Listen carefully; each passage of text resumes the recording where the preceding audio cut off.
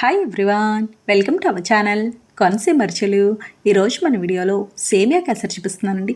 చాలా రుచిగా ఉంటుంది, చాలా సింపుల్గా చేసుకోవచ్చు.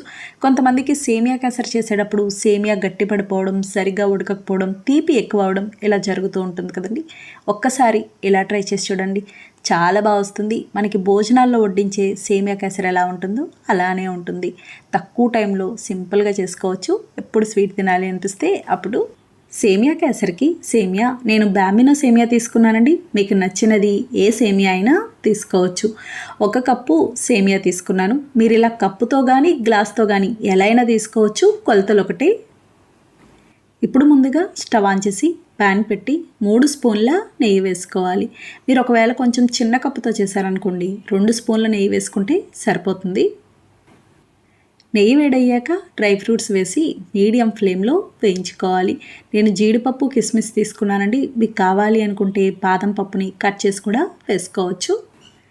చూడండి, ఇవి ఇలా బాగా వేగినాయి కదా. ఇప్పుడు ఇవి గిన్నెలోకి తీసుకోవాలి. ఇప్పుడు అదే నేతిలో సేమియా వేసి మీడియం ఫ్లేమ్లో త్వరగా వేయించుకోవాలి. ఇలా కలుపుతూ ఉండాలండి, సమానంగా వేగుతుంది. చూడండి, నెయ్యి సరిపోయిందో లేదో తెలియాలంటే ఈ విధంగా ఉండాలి. మీకు బాగా తడితడిగా కనిపిస్తుంది కదా, ఎలా ఉంది అంటే నెయ్యి సరిపోయినట్టు.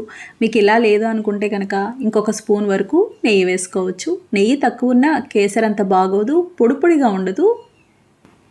చూడండి, ఇది ఇలా బాగా వేగింది కదా, ఈ విధంగా వేగాలి. ఇలా ఉంటే కేసరి రంగు బాగుంటుంది. ఇప్పుడు ఇది ప్లేట్లోకి తీసుకోవాలి. ఇప్పుడు అదే ప్యాన్లో 1 కప్పు సేమియాకి అదే కప్పుతో 3 కప్పుల నీళ్లు పోసుకోవాలి. కరెక్ట్గా సరిపోతాయి. నీళ్లు మరగాలి. మీరు నీళ్ళు క్వాంటిటీ కనుక తక్కువ వేశారనుకోండి, సేమియా ఉడికిన తర్వాత మనం పంచదార వేస్తాం కదా, పంచదార వేసి ఉడికించేసరికి అది చాలా గట్టిగా పుల్లల్లా అయిపోతుంది. కేసరి అస్సలు తినలేము. చూడండి, నీళ్లు మరిగినాయి. ఇప్పుడు మీడియం ఫ్లేమ్లో పెట్టి మనం ముందుగా వేయించుకున్న సేమియా వేసి కలుపుకోవాలి. ఇలా బాగా కలిపి దగ్గర పడే వరకు ఉడికించుకోవాలి. పైన మూత పెట్టాల్సిన అవసరం ఉండదు. అలాగే మంట మాత్రం అస్సలు పెంచొద్దు, మీడియం ఫ్లేమ్లోనే ఉడికించుకోవాలి. మధ్య మధ్యలో కలుపుతూ ఉండాలి. చూడండి, ఇది ఇలా బాగా దగ్గర పడి ఇలా ఉడికింది కదా, ఈ విధంగా ఉండాలి. పట్టుకొని చూస్తే సేమియా కూడా చాలా మెత్తగా ఉంటుంది. ఇలా ఉడికితే కనుక మీకు పంచదార వేసాక కేసరి గట్టిపడదు, చాలా బాగా వస్తుంది. 1 కప్పు సేమియాకి అదే కప్పుతో 3/4 కప్పు పంచదార వేసుకోవాలి. తీపి కరెక్ట్గా సరిపోతుంది. ఇందులో 4 యాలకులు కూడా వేసి కలుపుకోవాలి. మామూలుగా మనం ఏ స్వీట్ చేసినా 1 కప్పు తీసుకుంటే 1 కప్పు పంచదార లేదా 1 కప్పుకి కొంచెం ఎక్కువే వేస్తాము. కానీ సేమియాకి ఎక్కువ తీపి పట్టదు, తక్కువ వేసుకోవాలి. చూడండి, పంచదార వేసాక మళ్ళీ పల్చగా అయినట్టు అయింది కదా. ఇప్పుడు ఇది మళ్ళీ దగ్గర పడే వరకు ఉడికించుకోవాలి. మంట పెంచొద్దు, మీడియం ఫ్లేమ్లోనే ఉండాలి. మధ్య మధ్యలో కలుపుతూ ఉండాలి, అడుగంటకుండా ఉంటుంది. చూడండి, ఇది ఇలా బాగా ఉడికి దగ్గర పడింది కదా, ఈ విధంగా ఉండాలి. ఇప్పుడు ఇందులో చివరిగా మనం వేయించుకున్న డ్రై ఫ్రూట్స్ కూడా వేసి కలిపి స్టవ్ ఆఫ్ చేసుకోవాలి. ఇలా ఉన్నప్పుడు స్టవ్ ఆఫ్ చేసుకుంటే చల్లారేక ఇంకాస్త దగ్గర పడుతుంది. నేనైతే ఫుడ్ కలర్ వేయలేదండి. మీరు కావాలి అనుకుంటే పంచదార వేసినప్పుడే కొంచెం ఫుడ్ కలర్ కూడా వేసుకోవచ్చు. కానీ సేమియా బాగా వేయించుకుంటే కలర్ కూడా అవసరం ఉండదు. చూడండి ఎంత చక్కగా ఉందో. పండగలప్పుడు దేవునికి నైవేద్యంగా పెట్టడానికి బాగుంటుంది. లేదా మీరు ఎక్కువ మొత్తంలో ఏదైనా స్వీట్ తక్కువ టైంలో చేయాలి అనుకుంటే ఇది ట్రై చేయొచ్చు. ఇది 2 రోజుల వరకు ఉంటుందండి, అస్సలు పాడవదు. వీడియోలో పూరీలు చూపిస్తున్నానండి, చాలా రుచిగా ఉంటాయి. చాలా సింపుల్గా చేసుకోవచ్చు. పూరీ కూర కూడా చూపిస్తున్నానండి, చాలా చాలా బాగుంటుంది.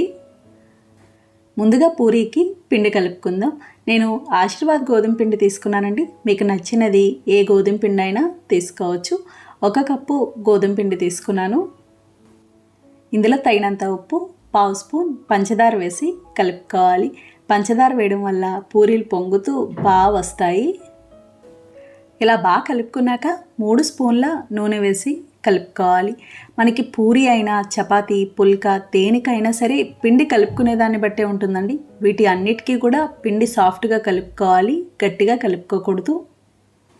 పిండి గట్టిగా కలుపుకున్నారనుకోండి పూరీలు కూడా సాఫ్ట్గా రావు, పొంగవసలు. చూడండి, ఇలా కలుపుకున్నాక తగినన్ని నీళ్లు పోసి పిండి సాఫ్ట్గా కలుపుకోవాలి. నీళ్ళన్నీ ఒకేసారి ఎక్కువ వేసుకోకూడదు, కొంచెం కొంచెం వేసుకుంటూ చూసి కలుపుకోవాలి. ఈ పిండి మరీ లూజ్గా ఉండకూడదు, మరీ గట్టిగా ఉండకూడదు, సమానంగా ఉండాలి. చూడండి ఇలా బాగా కలుపుకున్నాం కదా, ఈ విధంగా ఉండాలి. ఇలా ఉంటే సరిపోతుంది.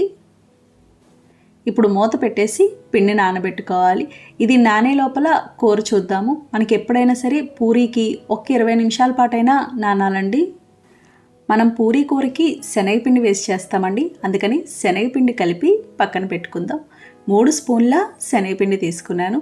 ఇందులో తగినన్ని నీళ్లు పోసి ఉండలు లేకుండా పల్చగా కలుపుకోవాలి, చిక్కగా ఉండకూడదు. చూడండి ఇలా కలుపుకున్నాం కదా, ఈ విధంగా ఉండాలి. ఇప్పుడు కూర చూద్దాము. స్టవ్ ఆన్ చేసి ప్యాన్ పెట్టి నూనె వేసుకోవాలి. నూనె వేడయ్యాక 1 స్పూన్ పచ్చిశనగపప్పు, 1 స్పూన్ మినపప్పు, 1/2 స్పూన్ జీలకర్ర, 1/2 స్పూన్ ఆవాలు వేసి వేయించుకోవాలి. చూడండి పోపు ఇలా బాగా వేగింది కదా, ఇలా వేగాక కొంచెం కరివేపాకు, పచ్చిమిర్చి ముక్కలు, పచ్చిమిర్చి 6 కాయలు. ఈ కూర కొంచెం కారంగా ఉంటేనే బాగుంటుంది. శనగపిండితో చేసే వాటికి కారం ఉంటేనే బాగుంటుంది. సన్నగా పొడుగ్గా కట్ చేసిన ఉల్లిపాయ ముక్కలు, మీడియం సైజు ఉల్లిపాయలు 3, తగినంత ఉప్పు, 1/2 స్పూన్ పసుపు వేసి కలుపుకోవాలి. ఇలా బాగా కలిపి మీడియం ఫ్లేమ్లో ఉల్లిపాయ ముక్కలు బాగా వేగాలి. చూడండి ఇలా బాగా వేగినాయి కదా, ఈ విధంగా ఉండాలి. ఇలా వేగితే సరిపోతుంది. ఇప్పుడు ఇందులో పెద్ద గ్లాస్తో 1 గ్లాస్ వరకు నీళ్లు పోసుకోవాలి. మీకు అంతగా నీళ్లు తక్కువైనాయి అనుకోండి, చూసి వేసుకోవచ్చు. అలాగే ఉడికించుకున్న బంగాళదుంప ముక్కలు, మీడియం సైజ్ బంగాళదుంప ఒకటైతే సరిపోతుంది. బంగాళదుంపలను ఇలా ఉడికించి వేసుకుంటే బాగుంటుంది. ఇలా బాగా కలిపి మీడియం ఫ్లేమ్లో 6 నిమిషాల పాటు ఉడికించుకోవాలి. చూడండి ఇది ఇలా బాగా ఉడికింది. 6 నిమిషాల తర్వాత ఈ విధంగా ఉంటుంది. ఇప్పుడు లో ఫ్లేమ్లో పెట్టి మనం ముందుగా శనగపిండి కలిపి పెట్టుకున్నాం కదండి, అది మళ్ళీ ఒకసారి కలుపుకొని వేసుకోవాలి. శనగపిండి వేసాక వెంటనే చిక్కబడిపోతుంది, ఇంకెక్కువసేపు కూడా ఉడికించాల్సిన అవసరం ఉండదు. మీకు ఇలా ఉడికించేటప్పుడు చిక్కగా అనిపిస్తుంది అనుకుంటే కొంచెం నీళ్లు పోసుకోవచ్చు. 1-2 నిమిషాలు ఉడికించుకొని స్టవ్ ఆఫ్ చేసుకోవచ్చు. 2 నిమిషాల తర్వాత ఈ విధంగా ఉంటుంది. ఇంతేనండి, పూరీ కూర తయారైంది. చాలా చాలా బాగుంటుంది. అలాగే మీరు ఇందులోనే ఉడికించిన క్యారెట్ ముక్కలు, పచ్చి బఠానీ కూడా వేసుకోవచ్చు బంగాళదుంప ముక్కలతో పాటుగా. ఈ లోపల మనకి పూరీ కూడా పిండి బాగా నానింది. మళ్ళీ ఒకసారి కలుపుకోవాలి. ఇలా కలుపుకొని చిన్న చిన్న ముద్దల్లాగా చేసుకోవాలి. పూరీ సైజుని బట్టండి, చిన్న చిన్న పూరీలు కావాలి అనుకుంటే చిన్న బాల్స్ చేసుకోవాలి. కొంచెం మీడియం సైజ్ అయితే ఈ విధంగా చేసుకోవచ్చు. ఇలా సాఫ్ట్గా చేసి పక్కన పెట్టుకోవాలి. చూడండి అన్నీ ఇలా చేసుకున్నాం కదా, ఇప్పుడు పొడిపిండి అద్దుకొని పూరీలు ఒత్తుకుందాం. ఇవి మరీ పల్చగా ఒత్తకూడదు, మరీ మందంగా ఉండకూడదు, సమానంగా ఉండాలి. బాగా పల్చగా ఉన్నా కూడా సరిగ్గా పొంగవు, క్రిస్పీగా వస్తాయి. కొంతమంది నూనెద్ది పూరీలు ఒత్తుతారు, అలా వద్దు. అలా చేసినవి కొంచెం నూనె పీల్చినట్టు ఉంటాయి. ఇలా పొడిపిండి అయితేనే బాగుంటుంది. పొడిపిండి కూడా గోధుమ పిండి. చూడండి ఇలా ఒత్తుకున్నాం కదా, ఈ విధంగా ఉండాలి. ఒకసారి ఇలా అన్నారనుకోండి, పైన ఉన్న పిండి అంతా వచ్చేస్తుంది. ఇదే విధంగా అన్నీ చేసుకోవాలి. ఇలా ఒకేసారి అన్నీ చేసుకొని డీప్ ఫ్రై చేసుకోవచ్చు. ఇప్పుడు డీప్ ఫ్రై చేసుకుందాం. డీప్ ఫ్రైకి సరిపడా నూనె పెట్టుకోవాలి. నూనె వేడవ్వాలి. పూరీకి నూనె బాగా వేడిగా ఉండాలండి. నూనెలా వేడయ్యాక హై ఫ్లేమ్లో పెట్టి పూరీ వేసుకోవాలి. పూరీ వేసాక గరిటెతో ఇలా ఒత్తుతూ ఉంటే పైకి పొంగుతుంది. చూడండి ఎంత చక్కగా పొంగిందో. ఇలా ఒకవైపు కాలిన తర్వాత రెండో వైపుకి తిప్పుకోవాలి. రెండో వైపును కూడా ఇలా వేగాక ప్లేట్లోకి తీసుకోవాలి. ఇదే విధంగా అన్ని పూరీలు వేయించుకోవాలి. నూనె సరిగ్గా వేడవకుండా వేసినా కూడా ఇవి పొంగవు. మీకు అంతగా నూనె వేడి ఎక్కువ ఉంది అనిపిస్తే బాగా వేడయిన తర్వాత మీడియం ఫ్లేమ్లో పెట్టి వేయించుకోవచ్చు. పూరీకి పిండి సాఫ్ట్గా కలుపుకోవాలి, పల్చిగా వత్తకూడదు, నూనె బాగా వేడిగా ఉండాలి. ఈ 3 చూసుకుంటే మొదటి నుంచి చివరి వరకు అన్ని పూరీలు పొంగుతూ సాఫ్ట్గా బాగా వస్తాయి. నాకు తెలిసి ప్రతి ఒక్కరూ ఇష్టంగా తినే బ్రేక్ఫాస్ట్ అండి పూరీ. ఎవరైనా గెస్ట్లు వచ్చినా కూడా మనం స్పెషల్గా ఎక్కువగా చేస్తూ ఉంటాము. బయట మనకి పూరీకి ప్రత్యేకంగా పూరీ పిండి అని దొరుకుతుందండి, కానీ అందులో మైదా పిండి ఉంటుంది. ఇలా గోధుమ పిండితో చేస్తేనే బాగుంటుంది. చూడండి అన్నీ ఇలా చేసుకున్నాం కదా, ఇంతేనండి పూరీ కూర తయారైంది. కొబ్బరి వల్ల చూపిస్తున్నానండి. చాలా రుచిగా ఉంటాయి, చాలా సింపుల్గా చేసుకోవచ్చు. మంచి ఈవినింగ్ స్నాక్ అవుతుంది, అందరు ఇష్టంగా తింటారు. బొబ్బర వడలకి బొబ్బర్లు చిన్న కప్పుతో 1.5 కప్పు తీసుకున్నానండి. మనకి క్వాంటిటీ ఎక్కువే అవుతాయి. బొబ్బర్లు కానీ శనగలు కానీ ఇలా నానబెట్టేవి ఏవైనా సరే 1 కప్పు నానబెట్టుకున్నాం అనుకోండి, నానిన తర్వాత అవి 2 కప్పులు అవుతాయి. ఇందులో తగినన్ని నీళ్లు పోసి 5-6 గంటలైనా నానబెట్టుకోవాలి. బొబ్బర్లు చాలా త్వరగా నానతాయండి శనగల కంటే కూడా. మీరు ఉదయం చేసుకోవాలి అనుకుంటే నైట్ నానబెట్టుకోవచ్చు, లేదా సాయంత్రం చేసుకోవాలి అనుకుంటే ఉదయం నానబెట్టుకుంటే సరిపోతుంది. నేను 5 గంటల పాటు నానబెట్టానండి. 5 గంటల తర్వాత ఈ విధంగా ఉన్నాయి. చూడండి, ఇలా బాగా నాని కదా. ఇప్పుడు ఇవి 2-3 సార్లు అయినా బాగా కడుక్కోవాలి. మనకి విడిగా బొబ్బర పప్పు కూడా దొరుకుతుందండి. బొబ్బర పప్పుతో కూడా చేసుకోవచ్చు. అలాగే ఇందులోనే ఇంకొక రకం కూడా ఉంటాయి, తెల్లగా ఉంటాయి. వాటిని అలసందలు అంటారు. బొబ్బర్లు అలసందలు 2 ఒకటే, మీరు ఏదైనా తీసుకోవచ్చు. ఇవి ఇలా కడుక్కొని ఏదైనా చిల్లుల గిన్నెలోకి వార్చుకోవాలి. కొంచెం నీళ్ళు వాడే లోపల మనం అల్లం పచ్చిమిర్చి కారం మిక్సీ పట్టుకుందాం. ముందుగా మిక్సీ జార్లో అల్లం ముక్కలు, అల్లం 2 ఇంచులు తీసుకున్నానండి. కారానికి సరిపడా పచ్చిమిర్చి ముక్కలు, పచ్చిమిర్చి 9 కాయలు. ఈ వడలు కొంచెం కారంగా ఉంటే బాగుంటుంది. ఒకవేళ కారం తక్కువ తినే వాళ్ళైతే తగ్గించి వేసుకోవచ్చు. ఇలా కొంచెం కచ్చాపచ్చాగా మిక్సీ పట్టుకోవాలి. మరీ మెత్తని పేస్ట్లా ఉండకూడదు. ఇప్పుడు ఇది గిన్నెలోకి తీసుకోవాలి. ఇప్పుడు అదే మిక్సీ జార్లో మనం ముందుగా నానబెట్టుకున్న బొబ్బర్లు వేసుకోవాలి. ఇవి ఒకేసారి ఎక్కువ వేసుకోకూడదు, కొన్ని వేసి మిక్సీ పట్టుకోవాలి. ఇంకా నీళ్లు కానీ ఏమీ వేయాల్సిన అవసరం ఉండదు. చూడండి, ఇలా మిక్సీ పట్టుకున్నాం కదా, ఈ విధంగా ఉండాలి. మనకు అక్కడక్కడ పప్పు కనిపించేలా ఉంటుంది, కొంచెం మెత్తని పేస్ట్లా ఉంటుంది. ఇలా ఉంటే కనుక మీకు వడలు క్రిస్పీగా చాలా బాగా వస్తాయి. మరీ మెత్తగా ఉండకూడదు.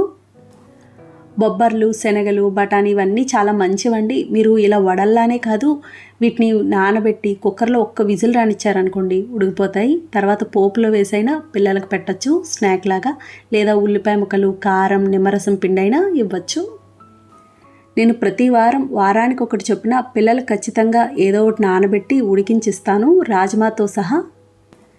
చూడండి, మొత్తం అంతా ఇలా మిక్సీ పట్టుకున్నాం కదా. ఇప్పుడు ఇందులో చిన్నగా కట్ చేసిన ఉల్లిపాయ ముక్కలు, మీడియం సైజు ఉల్లిపాయలు 2, చిన్నగా కట్ చేసిన కొత్తిమీర, అలాగే చిన్నగా కట్ చేసిన కరివేపాకు, 1/2 స్పూన్ జీలకర్ర, తగినంత ఉప్పు, ఇలా ఇవన్నీ వేసి బాగా కలుపుకోవాలి. ఇంకా ఇందులో మసాలాలు కానీ ఏమీ అవసరం ఉండదు. మనం వేసిన అల్లం పచ్చిమిర్చి కారంతోనే చాలా బాగుంటాయి.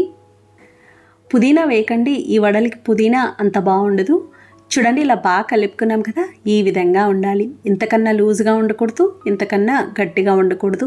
బొబ్బర వడలు బాగా గట్టిగా ఉన్నా కూడా వడలు గట్టిగా వచ్చేస్తాయండి. తినేటప్పుడు గొంతు పట్టినట్టు అయిపోతాయి. అందుకే చిల్లుల గిన్నెలోకి నీళ్లు వార్చుకున్నాం కదండి, అది ఎక్కువసేపు కూడా ఉంచాల్సిన అవసరం ఉండదు. మనం అల్లం పచ్చిమిర్చి కారం మిక్సీ పట్టుకునే వరకు ఉంటే సరిపోతుంది. అదే శనగపప్పు కనుకోండి ఎక్కువసేపు ఉంచాలి, అది లేదంటే పల్చగా అయిపోతుంది. వడలు ఒత్తుకోవడానికి ఇలా బటర్ పేపర్ కానీ, కవర్ కానీ, అరిటాక్ కానీ ఏదైనా తీసుకోవచ్చు. ఇలా చేయి తడి చేసుకొని ఈ విధంగా ఒత్తుకోవాలి. ఇవి మరీ పల్చగా ఉండకూడదండి, బాగా పల్చగా ఉన్న క్రిస్పీగా గట్టిగా వస్తాయి. ఇలా ఉండాలి. ఇలా ఒత్తుకొని చిల్లు పెట్టుకోవాలి. మీరు ఒక వాయికి సరిపడా పిండి ముద్దలన్నీ ఇలా చేసి ఉంచుకోవచ్చు. ఇప్పుడు డీప్ ఫ్రై చేసుకుందాం. డీప్ ఫ్రైకి సరిపడా నూనె పెట్టుకోవాలి. నూనె వేడవ్వాలి. నూనె సమానంగా వేడవ్వాలి. బాగా వేడవుతే ముందే రంగు వచ్చేస్తాయి. ఇలా వేడయ్యాక మీడియం ఫ్లేమ్లో పెట్టి వడలు వేసి వేయించుకోవాలి. వడలన్నీ వేసుకొని ఒకసారి కలుపుకోవాలి. ఇవి వేగేంత వరకు అటు ఇటు తిప్పుకోవాలి, ఎర్రగా వచ్చేంత వరకు. ఇవి వేగడానికి కాస్త టైం పడుతుంది. అలాగే డీప్ ఫ్రై తినని వాళ్ళైతే కనుక మీరు ఇదే పిండితో పెనం పైన కూడా ఒత్తుకోవచ్చు. పెనం పైన అయితే కాస్త పల్చగా ఒత్తుకొని కాల్చుకోవాలి. అవి కూడా చాలా బాగుంటాయి. ఇంచుమించు ఇదే రుచి ఉంటుంది.